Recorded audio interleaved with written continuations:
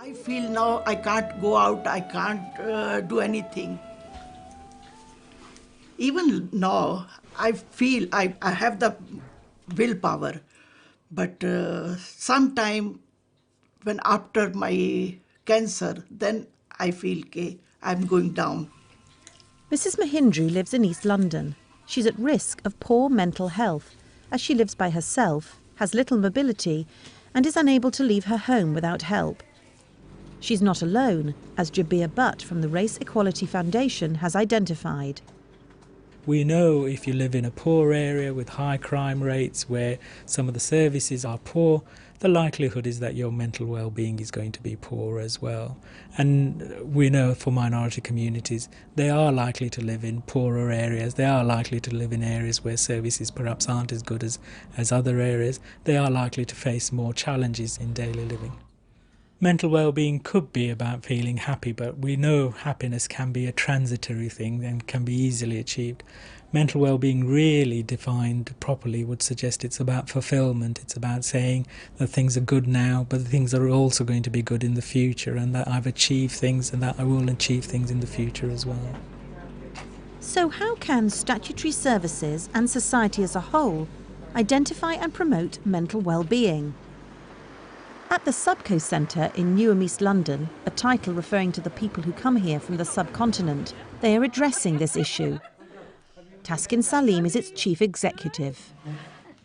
One of the biggest factors is isolation, depression and loneliness, because I think there's been lots of expectations around Asian communities that there's a lot of support networks. Yes, there is to some extent, but as the needs change, families find it very difficult to support their families appropriately, particularly parents or grandparents. Like similar services, Charitable Trust Subco is funded through a variety of means, including local authority-assigned personal budgets, health trust and self-funding. They recognise how vital early intervention can be. Our philosophy is that no matter what's happened to you, we can still prevent you from deteriorating by looking at things like a healthy lifestyle, what you eat, your exercise programs, looking at social stimulation, mental well-being as well, in terms of, what works for you as an individual and preventing you becoming isolated or depressed. Originally from East Africa, Mrs. Mahindru moved to the UK in 1998 after her husband died. I can't get up, very difficult to get up for me, even from the bed morning time, so many time at night, is very difficult. So nobody can help me, nobody can do for me. This is my own, so I don't complain to anybody.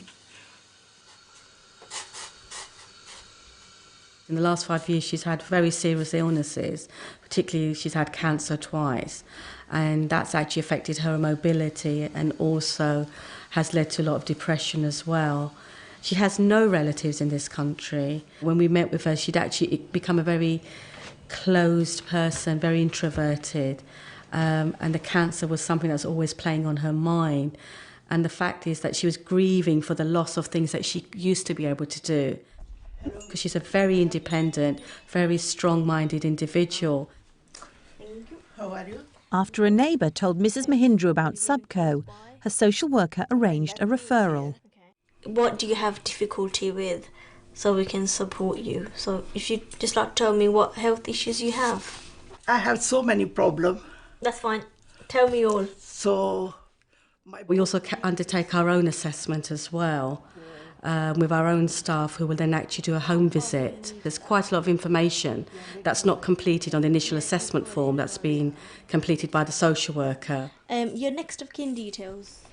There certainly seems to be some evidence that when assessment is taking place, that black and minority ethnic older people are less likely to get a service, and also if they do get a service are more likely to reject it. And it raises the question, what's going on there?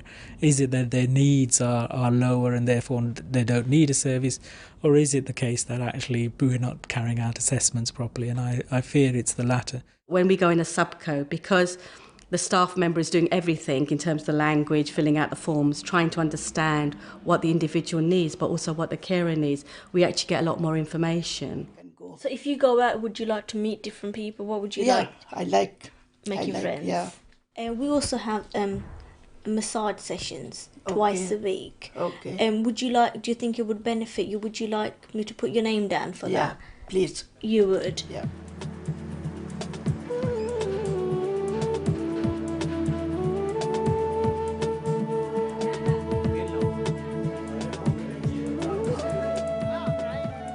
Subco have developed a changing programme of activities centred around what service users ask for, including Bollywood aerobics, Tai Chi and reminiscence days.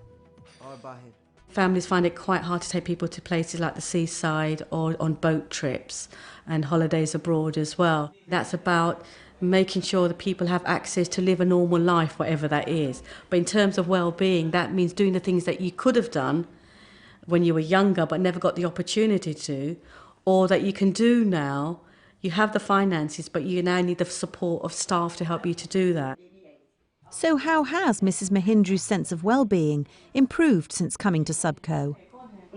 She's able to reconnect, build up her social networks, do things like Tai Chi, go for a massage, relax, talk to other women, talk to some of the men as well. Take it.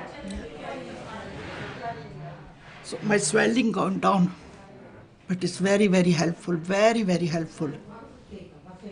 Subco believe that in order to offer users the service they want, staff have to understand their clients, be culturally sensitive and offer choice. It's an ethos that drives them. When we say the Asian community, that doesn't mean anything. Asian communities is made up of people from the Indian subcontinent, people who've lived in East Africa, loads and loads of dialects, language, gender. We have to look at how we can complement that with the staffing and with volunteers that come in as well. So it's important that we have that mix so people can communicate, because if you can't communicate, it's not very good for your well-being overall. Thank you. We love you too as well, okay? It's important for us to recognise it's not just social care practitioners that need to be involved in promoting positive mental well-being. It's actually something that needs to happen across the community. So, for instance, reducing crime can actually make older people feel safer, and if they feel safer, the likelihood is that they are going to be more active and do things. And I think this is where social care practitioners can do something about the partnerships they establish to actually promote the well-being of older people. Hello, Auntie. Thank you for coming. It's not just about working with the health service, it's perhaps also working with policing, with leisure services, with housing services, because all these things are part of creating an environment where black and minority ethnic older people are actually feeling positive about their local community and are able to have actually a positive sense of their own well-being. Okay. Subco think it's vital that individuals with personal budgets and social workers are made aware of their services and can easily access them. Users can then make informed choices about the best services for them. Prevention we know works, and not only does it works in a way that's really important because it's actually cheaper than actually doing the other work, which is about dealing with things when they've fallen apart.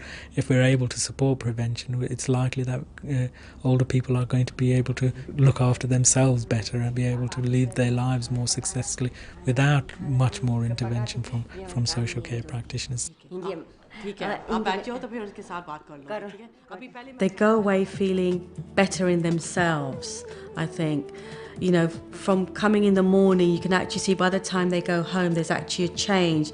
They feel like they've done something useful, they've talked to individuals, they've socialised, they feel a lot better within themselves. I wait whole week. Now Thursday come, then I can go to the Subco. Saturday come, then I go to the Subco. Then evening I come, then I relax. Because whole day I spend there, I feel light.